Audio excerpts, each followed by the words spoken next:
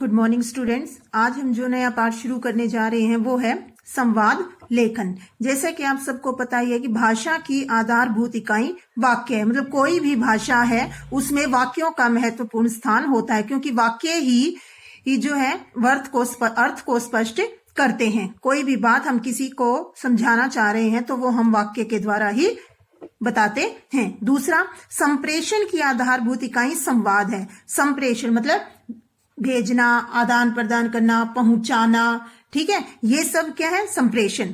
मतलब तो संप्रेषण की आधारभूत इकाई क्या है? संवाद। मतलब किसी भी व्यक्ति के पास हम अपनी बातचीत पहुंचाना चाहते हैं तो वो हम किसके द्वारा? संवादों के द्वारा। हम अपनी बात को संप्रेषित करने के लिए बातचीत या वार्तालाप करते हैं। मतलब किसी के पास भी अगर हमें अपनी कोई बात पहुंचानी है तो उसके लिए हम उससे बातचीत करते हैं। और वार्तालाप के लिए हमेशा कम से कम दो लोगों की आवश्यकता होती है, एक वक्ता की और दूसरी श्रोता की। वक्ता यानी बोलने वाला और श्रोता यानी सुनने वाला। अब इसमें संवाद में वक्ता तथा श्रोता की भूमिकाएं बदलती रहती हैं। इसका मतलब क्या है कि वक्ता की बात को ग्रहण करने के बाद जब श्रोता अपनी बात कहता है तब वह वक्ता बन जाता है। मतलब क्या है कि जब वक्ता बोल रहा है तो श्रोता जो है वो उसको सुन रहा है, और जब श्रोता उस बात का जवाब दे रहा है तो श्रोता जो है वो वक्ता बन जाता है और वक्ता जो है वो श्रोता बन जाता है।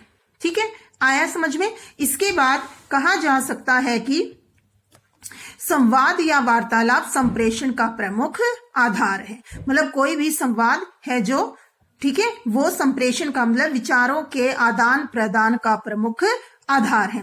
अब हमें ये पता होना चाहिए कि संवाद शब्द बना कैसे है। संवाद शब्द सम उपसर्ग तथा वाद शब्द के मेल से बना है। वाद का अर्थ क्या है? कहा हुआ या कथन, तथा सम का अर्थ है सम्यक रूप से या भली प्रकार, अच्छी तरह से।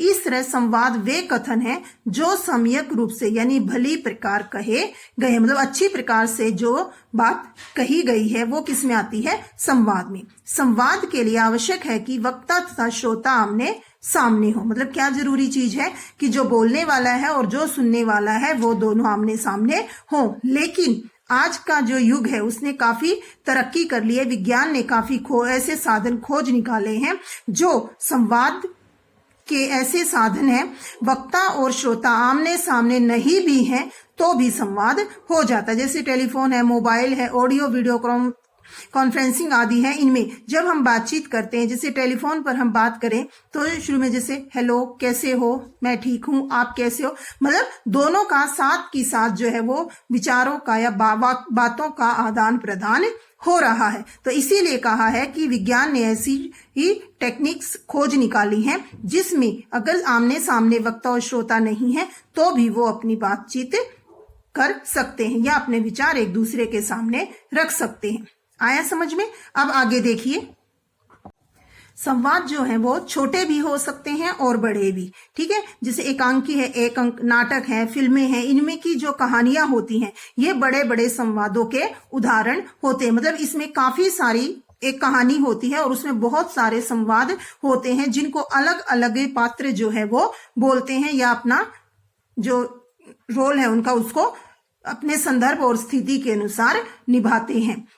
जहां तक छोटे वार्तालापों या संवादों का प्रश्न है, इनका संबंध हमारे दैनिक जीवन से होता है। मतलब छोटे छोटे वार्तालाप या संवाद दैनिक जीवन से, मतलब रोजमर्रा की जिंदगी में जो हम बातचीत करते हैं एक दूसरे से, इन संवादों के माध्यम से वक्ता और श्रोता की मन स्थिति, मनोभाव आदि को व्यक्त होने का अवसर मिलता है। मतलब जो वक्ता बोलने वाला, श्रोता जो सुनने वाला, उनके मन के क्या भाव हैं ये हमें उससे पता चलता है। एक बच्चे का उदाहरण ले, इसमें एक बच्चा है वो अपने दोस्तों से कभी हंसकर तो कभी नाराज होकर बातें करता है, और यदि वो अपने अध्यापक से अगर उसने काम नहीं किया तो वो डर कर बातें करता है, और वही बच्चा अपनी माँ से प्रेम और आदर के साथ बातें करता है। इस तरह से मतलब कि एक ही बच्चा है लेकिन उसका अलग अलग व्यक्तियों से बात करने का तरीका भी अलग है। इसी तरह से हम एक उदाहरण और ले सकते हैं जिसमें हम ये कहें कि आप अपने ट्यूटर से कह सकते हैं, महोदय आप नित्य शाम को मुझे पढ़ाने हेतु आ जाया कीजिएगा।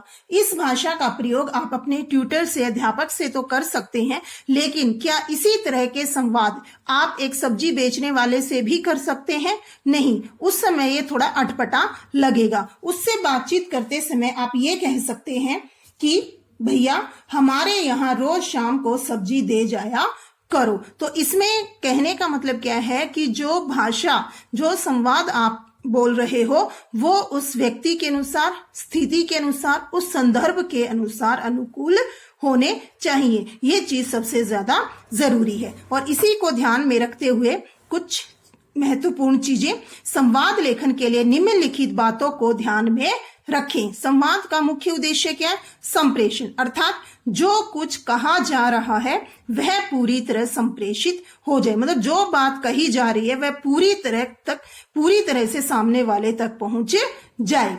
संवाद लिखते समय भाषा का प्रयोग सरल, प्रभावशाली तथा रोचक रूप में किया जाना चाहिए और जहां तक हो सके संवाद छोटे छोटे तथा मनोरंजक होने चाहिए, मतलब छोटे छोटे संवादों का प्रयोग करना चाहिए। संक्षिप्तता संवादों का एक नैसर्गिक यानी स्वाभाविक गुण है, मतलब ज्यादा बड़े संवादों से बचना चाहिए। संवादों में स्वाभाविक प्रवाह होना चाहिए, मतलब संवाद बोलने में स्वाभाविक लगने चाहिए, उनमें बनावटीपन नहीं होना चाहिए।